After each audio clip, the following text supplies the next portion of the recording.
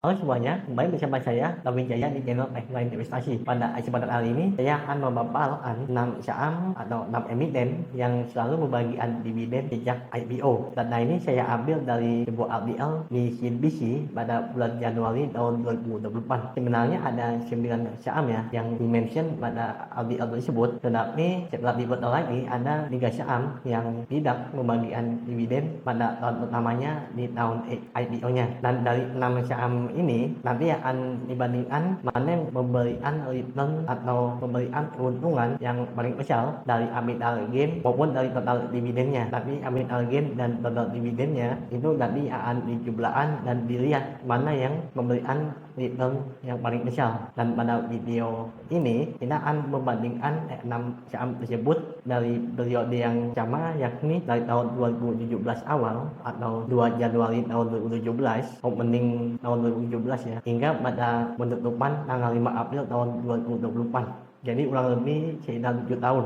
dengan asumsi modal juga yang sama, yakni sebesar 10 juta. Sebagai gambaran atau sebagai contoh, misal ada saham XYZ yang diperdagangkan sebesar Rp1.000 per lembar pada 2 Januari tahun 2017. Lalu nanti dengan asumsi modal 10 juta rupiah dan mengesampingkan duit transaksi dulu ya, jadi didapatkanlah sebanyak 10.000 lembar saham XYZ ini atau 100 lot, dan dividen tiap tahunnya itu sebesar 100 rupiah per lembar, yang bila dialihkan dengan 100 lot maka didapatkan 1 juta rupiah per tahun ya untuk dividen. Dan dengan asumsi dividen itu sama besarannya pada tiap tahun hingga tahun 2024, maka itu sudah 7 tahun ya, yang artinya dialihkan 7 sebesar 7 juta rupiah. Dan dengan asumsi juga tidak dilakukan oleh investing dari dividennya tersebut, jadi dari hasil dividennya tidak lagi diberikan saham yang sama. Lalu pada tanggal 5 April tahun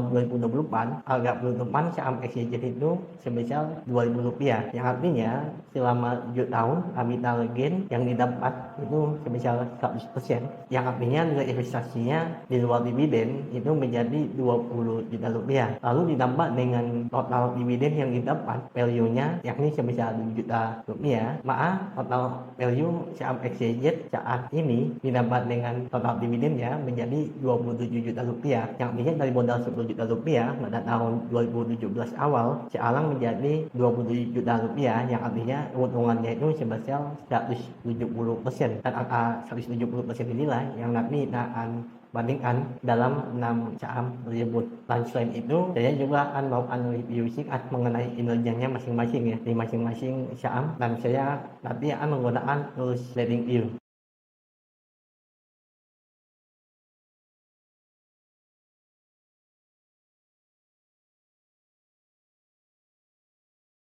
Emiten yang pertama adalah Sumber Papalia Wijaya dengan kode saham AMLT. AMLT itu telah melakukan listing sejak tahun 2009, dan sejak tahun 2009 AMLT rutin membagikan dividen setiap tahunnya dengan dua rule yang dibuat tadi, yakni dengan modal yang sama dan waktu pembelian yang sama atau periode yang sama. Harga saham AMLT pada saat opening 2 Januari tahun 2017 sebesar Rp625, yang artinya dengan modal 10 juta didapatkan 16.000 lembar saham AMLT atau 160 lot. Lalu harga penutupan pada tanggal 5 April tahun 2024 itu sebesar Rp2.880, yang artinya capital gain yang didapatkan dari saham AMLT sebesar 361%, dengan total dividen sejak periode itu ya tahun 2017 itu sebanyak Rp79,96 per lembar, yang artinya dengan modal 10 juta atau 160 lot maka gain dividen yang didapatkan sebesar Rp1.279.360, maka total value dan total dividen yang diperoleh berdasarkan harga penutupan 5 April tahun 2024 menjadi Rp40.359.360, yang artinya total gainnya itu dari modal 10 juta secara persentase menjadi 373,59%, atau bila dibagi total gainnya per tahunnya menjadi 53,3%. Dan tentu saja tidak dapat dipungkiri angka 53,37% per tahun itu adalah angka yang sangat besar. Padahal saham AMLP sendiri bila kita lihat secara dividen yieldnya itu rata-ratanya dalam 7 tahun terakhir hanya sebesar 1,16%, dengan rata-rata dividen payout ratio itu sebesar 42,54%. Maka dari angka ini dapat disebutkan saham AMLP selalu dinilai dengan valuasi angka rasio yang mahal. Dan yang menjadi kelebihan dari saham AMLP ini bahwa emiten ini selalu memberikan dividen yang lebih besar dibandingkan dengan tahun sebelumnya. Jadi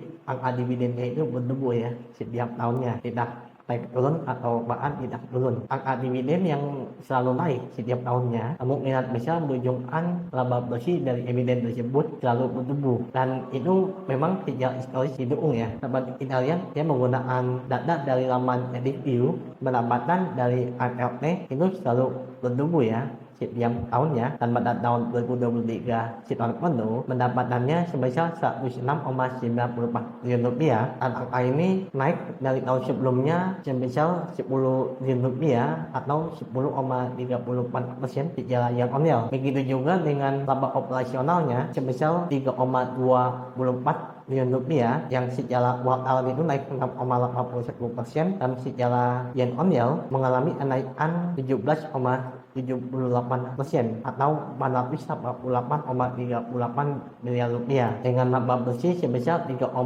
triliun rupiah yang naik sebesar 19,21% secara year on year atau 548,37 miliar. Jadi kenaikannya cukup besar ya. Kecuali pada tahun 2020 ya dibandingkan bahwa laba dari AMLP itu sedikit menurun mungkin karena pandemi. Saat ini saham AMLP diperdagangkan dengan PE ratio 35,38 kali. Valuasi saham AMLP yang terbilang premium menunjukkan apresiasi pasar terhadap saham ini yang memang kinerjanya itu selalu bertumbuh. Dan untuk perkiraan analis sendiri memang target price yang terendahnya itu 2.900 rupiah dan yang tertingginya itu 3.800 rupiah, dengan rata-rata itu 3.380 rupiah. Yang lihat dari laman analis ini pada laman TradingView itu dapat disebutkan saham AMLP masih ada potensial upside sebesar 17,38% terhadap harga rata-rata target price-nya. Lalu emiten yang kedua adalah Indo Tambang Raya Megah dengan kode saham IDMG. Pada pembukaan 2 Januari tahun 2017 saham IDMG diperdagangkan di harga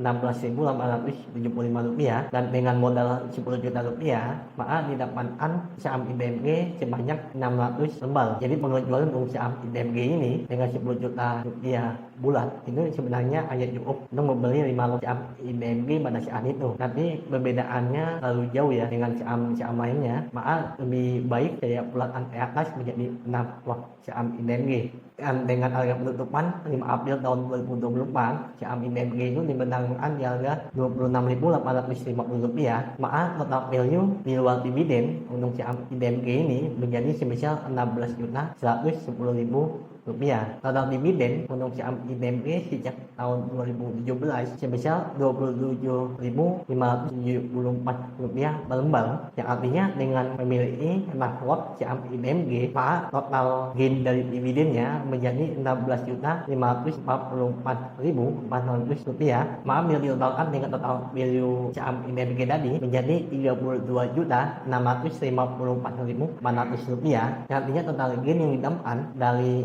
dividen dan capital gainnya menjadi 227% ya. Jadi dari 10 juta menjadi 32.654.400 dan bila dibagikan dengan angka 7 tahun ya, baik tahun 2017 maka per tahunnya itu menjadi 32,36%. Fundamental dari saham IDMG sendiri sudah pernah saya bahas sekitar bulan lalu untuk update kinerja kuartal 4 tahun 2023 yang dapat dilihat di sini. Dan memang pada saat video tersebut dibuat saham IDMG masih dinilai adalah paling hasan untuk saham IDMG sejak tahun 2017 karena dividen yield yang didapatkan itu sebesar 15,98% dengan rata dividen payout ratio-nya itu sebesar 81,65%. Untuk emiten yang ketiga adalah Bank Pembangunan Daerah Jawa Timur dengan kode saham BJTM. Untuk saham BJTM pada harga pembukaan 2 Januari tahun 2017 diperdagangkan di harga Rp570. Dengan modal 10 juta, didapatkan sebanyak 17.500 lembar saham atau 175 lot. Harga penutupan 5 April tahun 2024, saham PJDM diperdagangkan di harga Rp595, yang artinya value saham PJDM pada saat ini sebesar Rp10.412.500. Jadi modal 10 juta pada tahun 2017 saat ini menjadi Rp10.412.500 atau NAR-nya itu kurang dari 5%. Namun dari dividennya, dividen total yang didapatkan dari saham PJDM apabila kita mengoff saham PJDM sejak tahun 2017 sebesar Rp346,45 per lembar, yang artinya dengan modal 175 lot atau 10 juta rupiah tadi, maka total gain dari dividennya saja itu menjadi Rp6.062.875. Maka total value saham PJDM lalu ditambah dengan total gain dari dividennya menjadi Rp16.475.375, yang artinya total gain yang didapatkan dari 10 juta menjadi angka yang disebutkan tadi sebesar 65%, atau rata-rata totalnya dibagi 7 itu 9,25%. Angka ini meskipun lebih kecil dibandingkan dengan N2 saham tadi, tapi masih di atas dari bunga beberapa instrumen investasi seperti obligasi dan yang lainnya. Mengenai kinerja dari PJDM sendiri, untuk yang terupdate juga kita pernah saya bahas sekitar 2 bulan yang lalu di video yang berikut ini.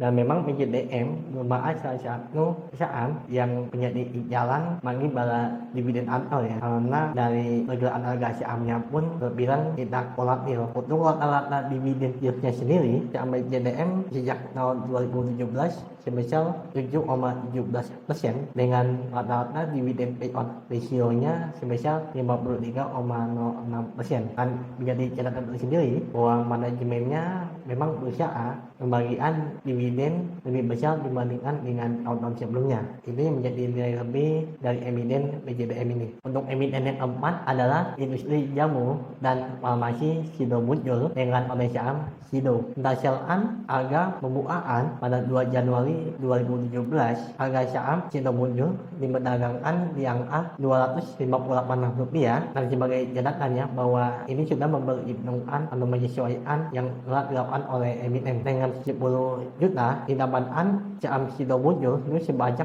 387 lot, dan pada harga penutupan 5 April 2024 saham Sido muncul diperdagangkan di harga Rp675 dengan mengesampingkan lebih dahulu dividen yang didapat, yang artinya value dari saham Sido pada saat ini dengan 387 lot menjadi sebesar Rp26.122.500. Lalu total dividen yang dibagikan Sido muncul sejak tahun 2017 sebanyak Rp162,1 per lembar, dan bila dialihkan dengan 387 lot menjadi Rp6.273.270. Maka total value ditambah dengan total dividen yang didapatkan dengan meng-off saham Sido sejak awal tahun 2017 hingga saat ini menjadi Rp32.395.770 atau dengan total gain sebesar 224%. Dan bila dibagi dengan angka 7 tahun, maka per tahunnya itu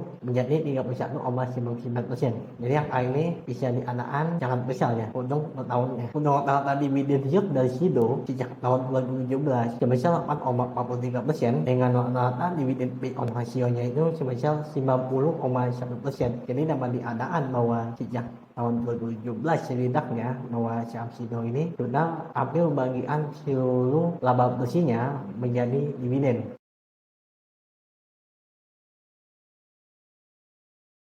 Sejarah kinerja pada tahun 2023 sebenarnya pendapatan dari Sido ini turun tipis sebesar 7,75% secara year on year, dengan penurunan laba operasional juga lebih besar lagi ya, 10,98%. Begitu juga dengan laba bersihnya itu menurun 13,95%. Dalam 2 tahun terakhir terjadi decline ya untuk kinerja saham Sido dibandingkan dengan sebelum tahun 2022. Lalu untuk rata-rata target harga saham Indo dari 17 analis yang divisualisasikan di laman TradingView itu sebesar Rp640, yang artinya harga pada saat ini Rp675 itu sudah sedikit over value ya, sekitar 4,37%. Namun dari sisi perkiraan pendapatan dari para analis untuk 2024 dan tahun selanjutnya itu mengalami kenaikan ya dari sini pendapatannya. Kemudian AMA Indonesia sesuai dengan estimasi ini. Lalu emiten yang kelima adalah Mandala Putri Finance dengan omset saham MPIN. Pada pembukaan 2 Januari tahun 2017, saham MPIN diperdagangkan di harga Rp380 dan sama halnya dengan saham Sido tadi, angka ini sudah disesuaikan dengan antisipatif yang dilakukan oleh perusahaan. Dengan modal 10 juta, maka didapatkan saham MPIN sebanyak 263 lot atau 26.311 saham. Pada harga penutupan 5 April tahun 2024, saham MPIN diperdagangkan di harga Rp3.210, yang artinya dengan 263 lot tersebut value-nya saat ini menjadi Rp44.423.000, yang artinya dengan mengesampingkan dividen saja dengan modal 10 juta pada tahun 2017 menjadi 84,5 juta ya pada saat ini. Lalu total dividen yang dibagikan sejak tahun 2017 itu sebanyak Rp347 per lembar. Dengan memiliki saham MPIN sebanyak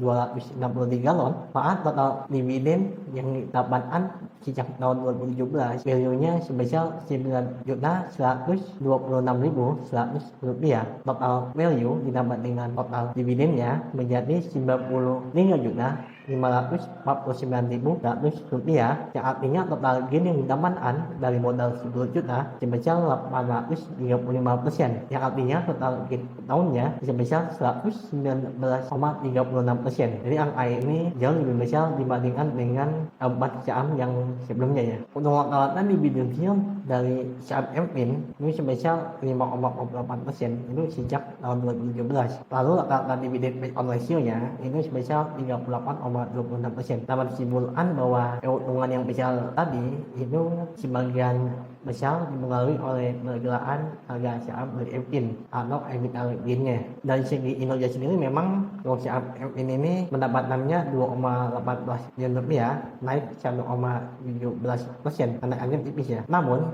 laba operasionalnya itu turun sebesar 24,06% secara year-on-year. Begitu juga dengan laba bersihnya ya, yang turun besar itu sebesar 35,78% secara year-on-year menjadi Rp422 miliar dari yang sebelumnya Rp658 miliar. Untuk emiten yang ke-6 atau yang terakhir adalah Surya Pertiwi dengan kode saham SPTO. Mengecualikan untuk saham ini ya dibandingkan dengan saham lainnya, karena SPTO ini baru IPO itu di sekitar kuartal 2 tahun 2018, maka asumsi pembeliannya untuk saham SPTO ini dimulai dari harga IPO-nya pada tahun 2018, yakni sebesar Rp1.160, dan pada harga penutupan 5 April 2024 saham SPTO itu diperdagangkan di harga Rp580. Modal 10 juta membeli saham SPTO pada harga IPO-nya itu didapatkan 46 lot atau 8.611 saham. Value saham SPTO pada saat ini dengan 86 lot tadi menjadi Rp4.988.000,